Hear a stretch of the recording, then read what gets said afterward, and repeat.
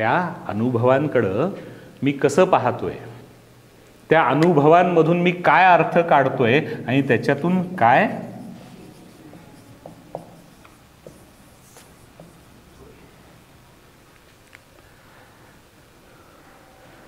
कारण की अनुभवांमधून जे शिकणं होतं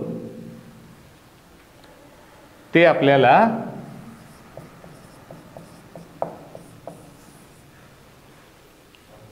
शहाणं करतं. काय करतं? शहाणं करतं. आता इथं परत दोन शब्द आहेत, हुशार होणं आणि शहाणं होणं. आपल्याकडं बऱ्याचदा हुशारी असते, पण आपल्याकडं शहाणपण असतंच असं नाही.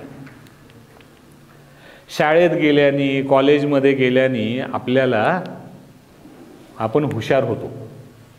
हुशार होतो म्हणजे वेगवेगळ्या विषयांचं आपल्याला ज्ञान प्राप्त होतं. आपण पेपर लिहितो, आपण मार्क मिळवतो, म्हणजे आपण हुशार होतो पहिल्यापेक्षा. पण आपण शहाणे होतो का नाही होत हा परत वेगळाच प्रश्न आहे. कारण की हुशार होणं आणि शहाणं होणं ह्या दोन गोष्टी वेगळ्या आहेत. त्यामुळे बऱ्याचदा बघा ना की आपल्यापैकी आता 10वीपेक्षा कमी शिकलेले किती जण आहेत तुमच्यापैकी? 10वीपेक्षा कमी शिकलेले. ओके, 1 2 3 4. ओके, 10वी 12वी पर्यंत शिकलेले किती आहेत?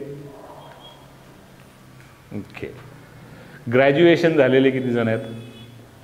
ओके, पोस्ट ग्रॅज्युएशन झालेले किती जण आहेत? बघा, म्हणजे आपल्यापैकी 10वीच्या खालचे 3च लोक आहेत. तुमच्या आई वडिलांपैकी 10वीच्या वर शिकलेले किती जणांचे आई वडील आहेत?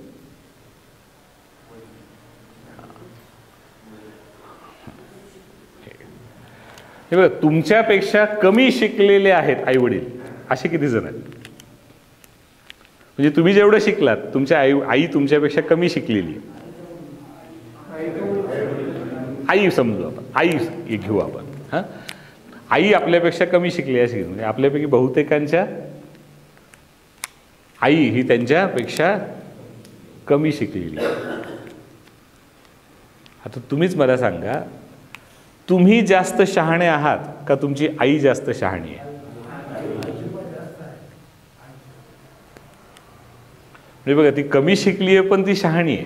म्हणजे तिला व्यवहार ज्ञान आपल्यापेक्षा जास्त कळतं, माणसं ओळखणं तिला आपल्यापेक्षा जास्त कळतं, फायनान्शियल मॅनेजमेंट तिला आपल्यापेक्षा जास्त कळते, बचत आपल्यापेक्षा जास्त चांगली तिला करता येते, कुठं तोंड उघडावं आणि कुठं उघडू नये हे आपल्यापेक्षा तिला जास्त कळतं.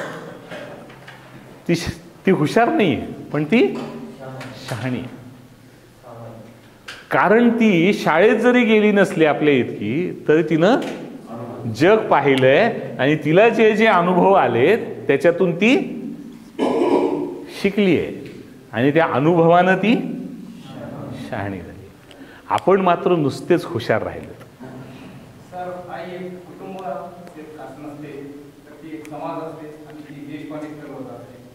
बरोबर आहे.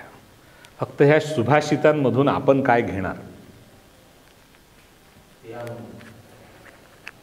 कसं आहे, हा, हे सुभाषितं खूप महत्त्वाची असतात, ती आपल्याला माहीत असायला हवीत. फक्त आपण त्याच्यातून सुभाषितं आपलं काय गडबड आहे, आपण सांगण्यासाठी, भाषणांमध्ये वापरण्यासाठी, समोरच्याला इम्प्रेस करण्यासाठी सुभाषितं वापरतो.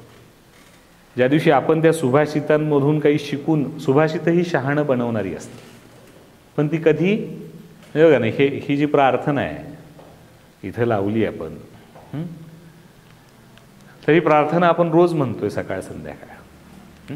आणि माझं म्हणणं असतं की ही प्रार्थना आपण सगळ्यांनी घरी सुद्धा रोज म्हणावी. कारण की ती जी प्रार्थना आहे ना, ती शहाणं बनवणारी प्रार्थना आहे, ती जगायचं कसं हे सांगणारी प्रार्थना आहे. पण ती नुसती म्हटल्याने आपण शहाणे होत नाहीत. जेव्हा आपण त्याचा अर्थ समजून घेतो आणि तो आपल्या जगण्यामध्ये वापरायला लागतो, तेव्हा आपण शहाणे होतो. नाहीतर आपण जिथल्या तिथंच राहतो. त्यामुळं हा प्रत्येक येणारा अनुभव जर मी समरसतेनं म्हणजे त्याच्यामध्ये इन्व्हॉल्व्ह होऊन, मग तो चांगला असेल, वाईट असेल, हसवणारा असेल, फसवणारा असेल, रडवणारा असेल, कसाही असेल, पण तो अनुभव जर मी नीटपणानं पारखून घेतला, त्याच्यासोबत आलेल्या भावना अनुभवल्या, त्या का आल्या, त्याच्या मागचे विचार काय होते हे समजून घेतले, आणि मग त्याला पुढं घेऊन जाताना त्यातून काहीतरी शिकलो, थोडासा शहाणा झालो, तर माझं पुढचं जगणं जे आहे ते जरा जास्त चांगलं होण्याचं, जास्त आनंदी होण्याचं शक्यता वाढते. पण आपण जर अनुभवातून शिकलो नाही तर आपण आहे तिथंच राहतो किंवा अजून खोलात जात राहतो. त्यामुळे आपल्यासाठी हे खूप महत्त्वाचं आहे की आपण शिकतोय किती. त्यामुळं कसं आहे, असे अनेक क्षण आपण घालवतो, त्या क्षणांचे तास होतात, त्या तासांचे दिवस होतात, त्या दिवसांचे आठवडे होतात, आठवड्यांचे महिने, महिन्यांची वर्ष, आणि अशी वर्ष एकामागून एक निघून जातात आणि एक दिवस आपलं आयुष्य संपतं. आपण सगळेजण लिमिटेड वेळ घेऊन आलो. मग त्या आयुष्यासोबत आपण काय केलं, आयुष्य आपण जगलो का, हे तपासून बघायला पाहिजे. आणि हे जे असे टप्पे असतात ना आयुष्यातले, जेव्हा ह्या न्यू इयरचा टप्पा आहे किंवा आपल्या वाढदिवसाचा टप्पा आहे, हे टप्पे कशासाठी असतात तर परत एकदा मागं वळून बघा. म्हणजे आपल्याकडे पद्धत असते ना बघा, की वर्ष संपलं, म्हणजे तसं आता हे आपलं वर्ष जानेवारीला संपतं, पण फायनान्शियल इयर मार्चला संपतं. की कुठल्याही व्यवसायामध्ये बघा काय असतं, की वर्ष संपलं की वर्षाचा ताळेबंद मांडा. म्हणजे ह्या वर्षात नफा किती कमवला, तोटा किती झाला, कुठं बरोबर झालं, कुठं चूक झालं, कोण हसवलं, कोण रडवलं, कोण फसवलं, हे सगळं लेखाजोखा मांडा आणि मग पुढच्या वर्षाचं प्लॅनिंग करा. म्हणजे हे ॲनालिसिस करण्याची जी पद्धत आहे, ह्याचे टप्पे असतात. त्यामुळे नवीन वर्षाची सुरुवात किंवा नवीन आपलं वाढदिवसानंतर आपलं वैयक्तिक नवीन वर्ष सुरू होतं, त्याची सुरुवात, किंवा हे असं कुठंतरी आपण इथं येऊन राहतो अंतरंगमध्ये,